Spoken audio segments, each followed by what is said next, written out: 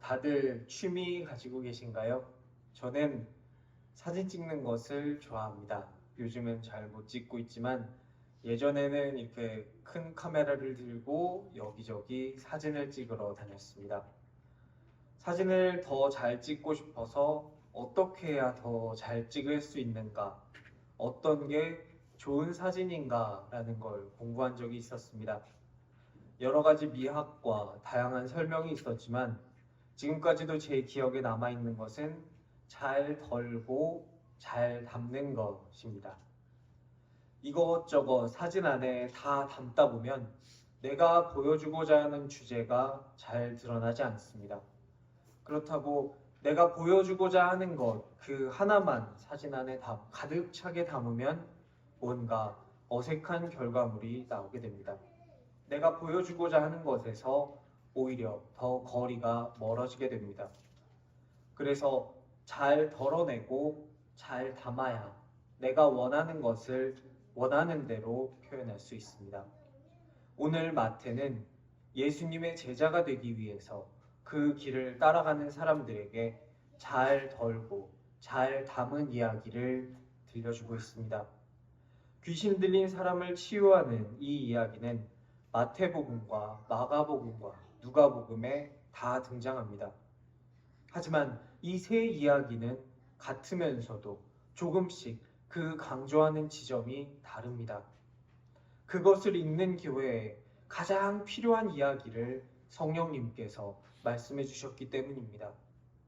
마태복음에서 오늘 우리가 읽었던 이 말씀은 그 귀신에 대한 설명이 다른 복음서의 기록보다 훨씬 더 간결합니다. 귀신과 예수님의 대화도 여기서는 등장하지 않습니다. 귀신의 이름도 없습니다. 귀신이 쫓겨나간 다음에 멀쩡해진 사람이 어떻게 했는가, 예수님이 그 사람에게 무슨 말씀을 하셨는가에 대한 이야기도 생략됩니다. 심지어 오늘 읽은 말씀에는 돼지가 몇 마리 있었는지조차 말하지 않고 있습니다. 마태는 다른 이야기들을 다 덜어냅니다. 그리고 이야기의 초점을 한 곳으로 집중합니다. 이 이야기의 초점은 오직 한 곳으로 집중됩니다. 그것은 예수 그리스도입니다. 어떤 예수님이십니까? 승리하신 예수 그리스도입니다. 예수님은 산에서 가르치시고 다시 산 아래로 내려오십니다. 그리고 사람이 많아서 저 건너로 가자라고 말씀하십니다. 그리고 드디어 오늘 말씀에서 건너편으로 도착하셨습니다. 그곳에서는 귀신 들린 두 사람이 등장합니다. 우리에게 무덤이라고 했을 때 흔히 떠오르는 이미지는 저의 경우는 보통 봉분이었습니다. 봉분 뒤에 날개처럼 뭐가 더 있는 경우도 많습니다. 그래서 무덤 사이에서 이 사람들이 나왔다라는 성경 말씀을 읽다 보면 이 사람이 도대체 어디에 사는 건가? 어디에서 나왔다는 건가 싶었습니다. 그런데 지난번에 8장에서 봤던 말씀 중에 장례를 드리고 예수님을 따르겠다라고 했던 제자 중 한 사람의 이야기를 통해서 보면 이스라엘의 무덤의 구조는 우리의 무덤 구조와 많이 다릅니다. 가난한 사람이나 땅이 많지 않은 곳에서는 보통 평토장이나 공동묘지에 매장합니다. 하지만 부유하거나 땅에 좀 여유가 있는 곳이면 동굴 무덤을 사용합니다. 1차로 사람을 매장하고 1년쯤 뒤에 뼈만 남았을 때 그것을 수습해서 그들의 조상들의 뼈와 같이 2차로 매장하는 구조입니다. 그래서 이스라엘의 전통적인 무덤 사진을 실제로 보면 이렇게 굴처럼 생겨서 어찌어찌 사람이 살자면은 살 수는 있을 것처럼 생겼습니다. 이 무덤 동굴에서 귀신 들린 사람 둘이 나온 것입니다. 이들은 영적으로 억눌린 상태에 있습니다. 그들도 귀신 들리기 전에는 아마 평범한 사람이었을 겁니다. 가족이 있었고 꿈이 있었을 것입니다. 그런데 귀신에 사로잡히고 나서 그들의 삶은 생지옥이 되었습니다. 그들의 삶은 파괴되었고 사회로부터 격리되어 무덤에서나 사는 그런 존재가 되었습니다. 자신의 의지나 자신의 노력으로는 이 상황에서 빠져나올 수가 없었습니다. 그런 그들에게 예수님이 오십니다. 8장 조금 앞의 말씀에서 풍랑을 잠잠하게 하시는 예수님을 보고 사람들은 놀라서 말합니다. 27절 이가 어떠한 사람이기에 바람과 바다도 순종하는가? 이 질문에 아무도 대답하지 않습니다. 그런데 그 질문에 대해서 이상하게도 오늘 읽은 말씀에서 귀신이 대답합니다. 29절 하나님의 아들이여. 제자들도 알아보지 못한 예수님의 정체가 귀신의 입을 통해서 선포됩니다. 하나님의 아들 예수님은 모든 것의 주인 되십니다. 그래서 바람과 바다도 예수님께 순종합니다. 사람들을 두려워하게 만들던 귀신들의 힘도 예수님 앞에서는 무력해집니다.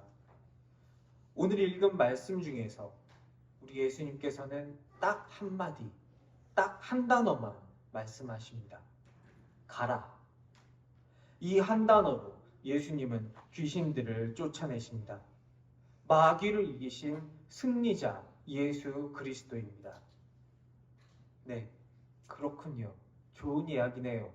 그래서 어쩌라는 말입니까? 라는 생각이 듭니다. 하지만 이 이야기는 우리의 삶과 동떨어진 이야기일 수 없습니다. 우리의 삶은 위협과 고난 속에 있습니다.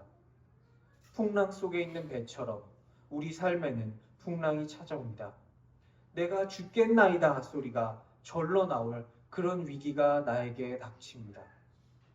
풍랑처럼 눈에 보이는 것 외에도 악한 영들은 다른 사람들을 통해서 나에게 두려움을 줍니다. 가다라 사람들은 이 두 사람 때문에 아무도 그 길로 지나갈 수 없었습니다. 나의 길을 이렇게 막는 사람은 언제고 어디서고 어떤 모습으로든 등장합니다. 혹은 귀신에 사로잡힌 사람들처럼 그 고난이 나에게 직접적으로 찾아오기도 합니다. 나의 의지나 내 노력만으로는 빠져나올 수 없는 그런 상황이 나의 삶에 몰려옵니다. 마태복음을 처음 받아서 읽었던 초대교회 사람들의 삶도 이와 같았습니다. 예수님을 믿는다는 것으로 인한 직접적인 고난과 위기와 박해, 예수 믿는 놈들은 다 잡아 죽여야 한다는 직접적인 생명의 위협, 그리고 그 박해 외에도 누군가 그들의 길을 막아서고 그들이 하는 일에 풍랑이 찾아옵니다. 그런 그들에게 오늘 성경은 말씀하고 계십니다. 그것들을 모두 이길 힘은 오직 예수 그리스도뿐이다.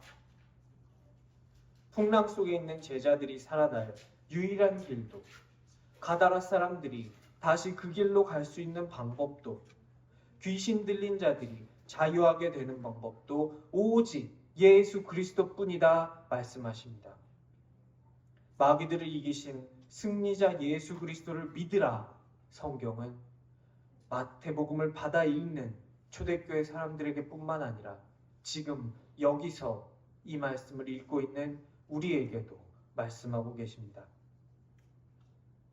돼지들은 수영을 할 줄 압니다. 그런데 오늘 말씀에서 돼지들은 다 빠져 죽었습니다. 오늘 말씀에서는 귀신들이 자기가 쫓겨나서 갈 곳이 없어질까봐 잔머리를 굴려서 예수님께 우리더러 저 돼지에게 들어가게 해주십시오 요청합니다. 자기들이 살 길을 찾는다고 찾은 것이 그것입니다. 그런데 다 빠져 죽은 것입니다. 오늘 말씀 32절에 헬라어 원문을 보면 몰사했다라는 단어가 복수형 주어에 맞는 복수형 동사로 등장합니다. 누가 죽은 것입니까? 32절 앞에 나온 귀신들이 다 죽은 것입니다. 귀신들이 죽는다니 말이 좀 이상합니다. 귀신들이 무력화되었습니다. 이제 그 귀신들은 더 이상 누군가를 괴롭게 하지 못합니다. 다른 사람에게 들어가서 또 다른 사람의 삶을 파괴할 수 없습니다. 예수님은 그 귀신들이 원하는 바를 하나도 얻지 못하게 하셨습니다. 마태가 우리에게 보여주고 싶어 했던 승리하신 예수 그리스도를 함께 바라봅시다. 직접적인 풍랑 속에서도 보이지 않는 위협에서도 우리를 구하실 수 있는 분은 오직 한 분, 예수 그리스도입니다. 우리 다 함께 예수 그리스도를 의지합시다. 우리가 예수를 믿음으로 붙잡을 때 승리하신 예수 그리스도께서는 지금 풍랑 있는 배에서 제자들을 구원하신 것처럼, 귀신 들린 두 사람을 구원하신 것처럼 우리도 구원하실 것입니다. 귀신의 억압에 눌려서 모든 삶을 빼앗겼던 두 사람이 오늘 자유를 찾은 것처럼 우리에게도 진정한 자유를 허락하여 주실 것입니다. 이렇게 자유하는 새해 되시기를, 우리 예수님이 우리에게 주시는 자유를 누리는 설 연휴 되시기를 축원합니다.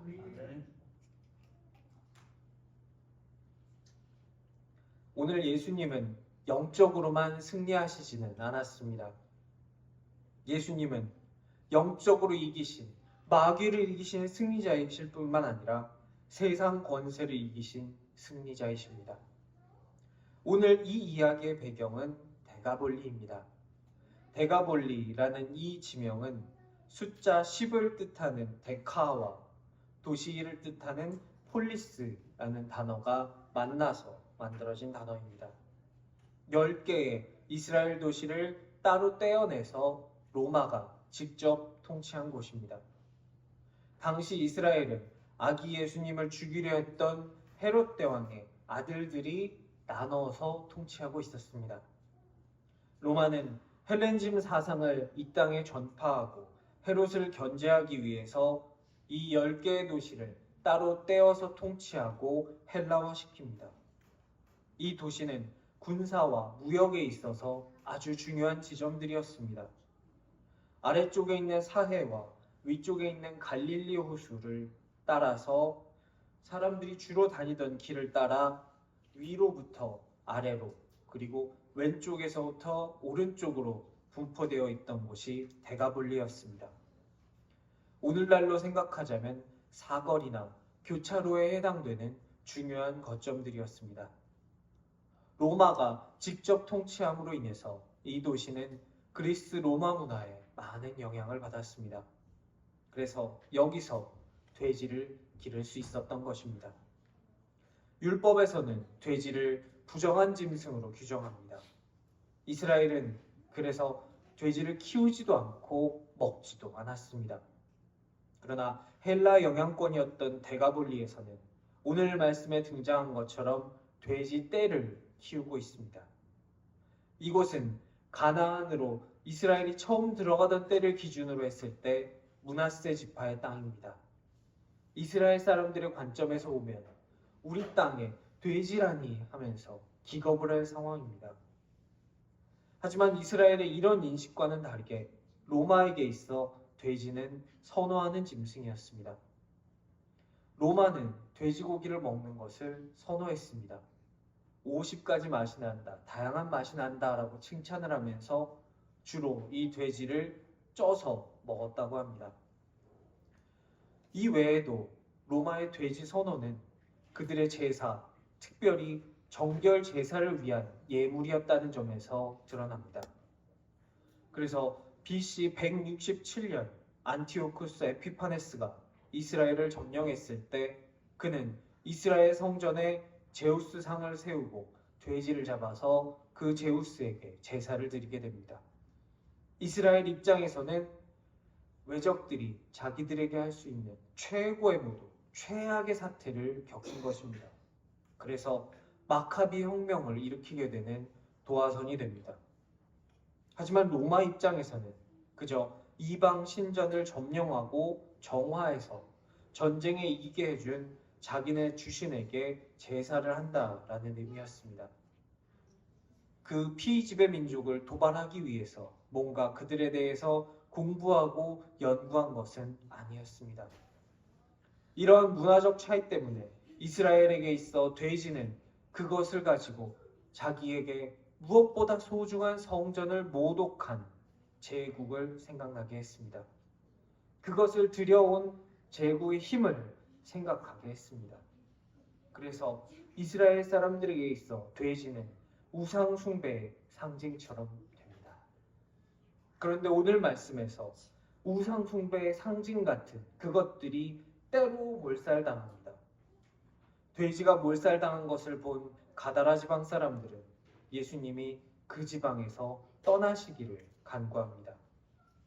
가다라 사람들이 추구하던 가치는 돈이었습니다.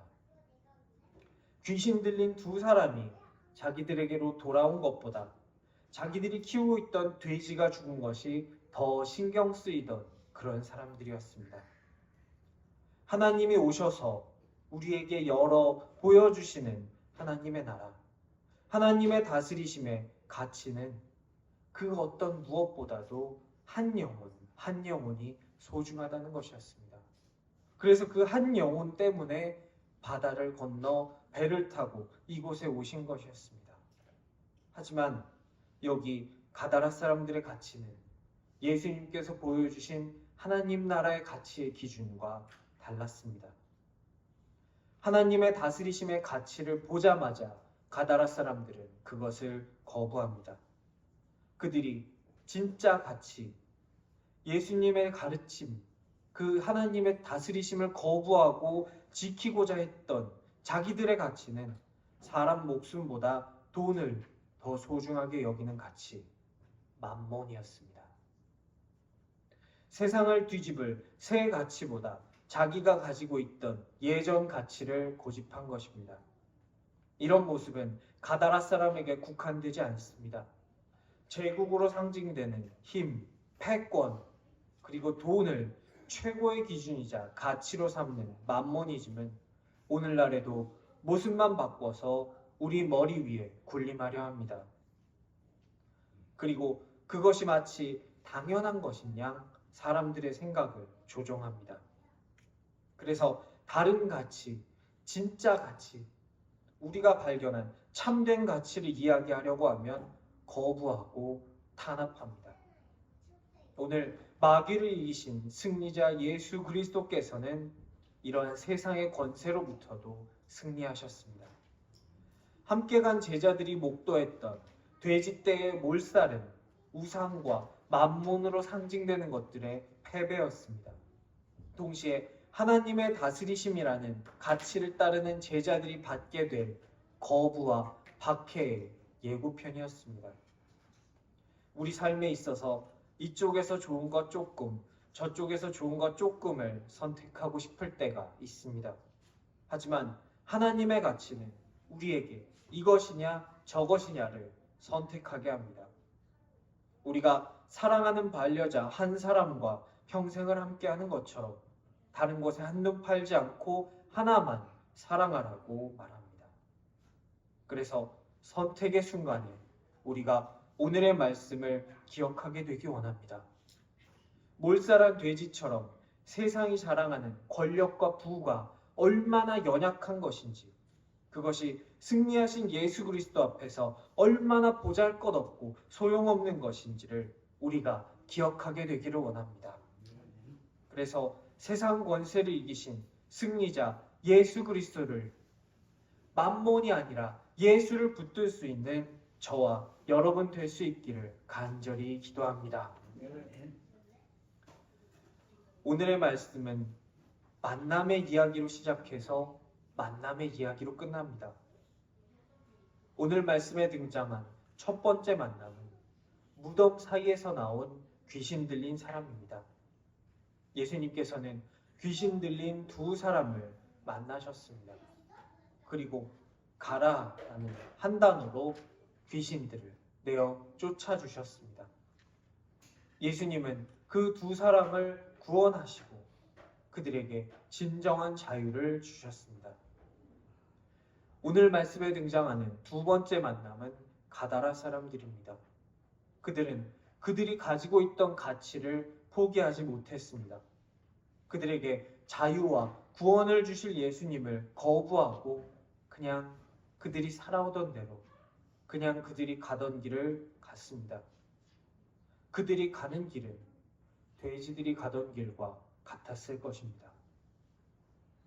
우리가 예수님을 만나게 되기를 원합니다. 만나서 오늘 말씀에서처럼 첫 번째 만남을 선택하게 되기를 바랍니다. 그리고 첫 번째 만남을 선택하고 나서 우리가 세상에 나아갔을 때 사람들에게 이 첫 번째 만남을 전파하며 살기를 원합니다. 우리가 가지고 있는 부질없고 약한 것을 놓지 않기 위해서 가다라 사람처럼 안절부절하는 것이 아니라 내가 살 수 있는 기회, 예수님이 우리 마을에 삶을 주기 위해 오신 둘도 없는 이 기회를 걷어차버리는 것이 아니라 예수를 만나 얻게 되는 참된 자유를 내가 세상에 전파하게 되기를 원합니다. 승리하신 예수 그리스도를 기억하며 오랜만에 만나는 반가운 얼굴들 사이에서 예수님 손 꼭 붙잡고 즐겁게 걸어가는 한 주 되시기를 간절히 기도합니다.